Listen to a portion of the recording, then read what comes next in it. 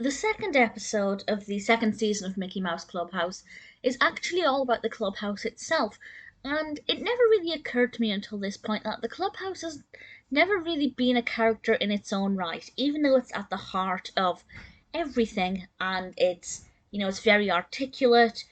It Mickey Mouse basically couldn't function on a daily basis without the clubhouse helping him out.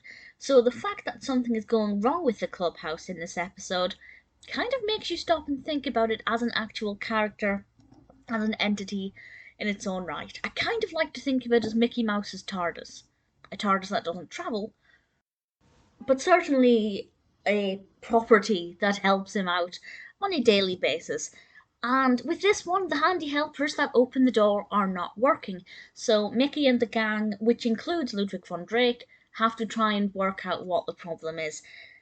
This is quite an educational episode. I will say it gets a little bit dull compared to some of the others because the majority of the episode is inside the clubhouse. There's not much exploration to other locations, so it is kind of there's visually not too many other things to look at, which is something that Mickey Mouse Clubhouse does very well. Usually with episodes, the characters will visit various different locations. Having said that, we do, for what I think is the first time, get to go into the basement and see the workings of the clubhouse from down below through the aid of a slide in the floor, which of course is the only way to travel. I think everybody wants to be able to go from A to B via slide, even as fully grown adults.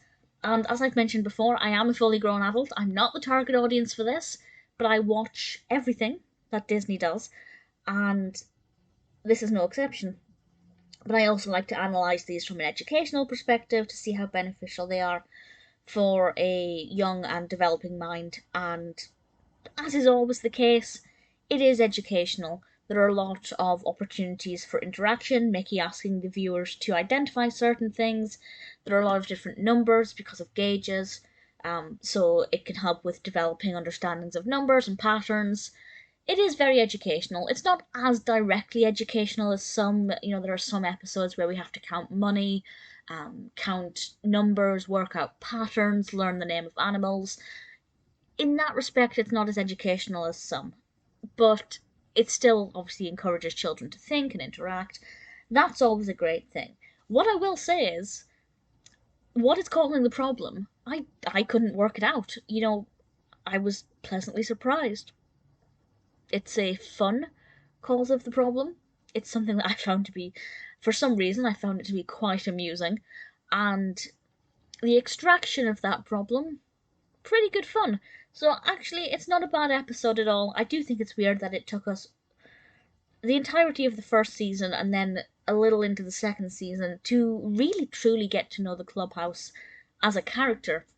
I don't know if it will have more of a heavy involvement from here, or if this was more of just a rare glimpse into what the clubhouse is like and its workings. I guess most young children aren't going to be that bothered about the mechanics of the clubhouse. They just want to see the fun spinning rooms and the handy helpers that open the door. It did amuse me when Mickey had no idea what to do and he had no idea how to open the door until somebody kind of suggested you can just use the door handle. It did entertain me a lot because it just made me think of how much we rely on modern technology and how if the internet goes down, we can't function. Our smart homes just, well, they make us appear less smart because we forget how to do basic things, and that's certainly the case with Mickey here. Not a bad episode, never going to be my favourite. There wasn't anything about it that specifically stood out as being, particularly spectacular. But certainly it's one that I thought had its strong points.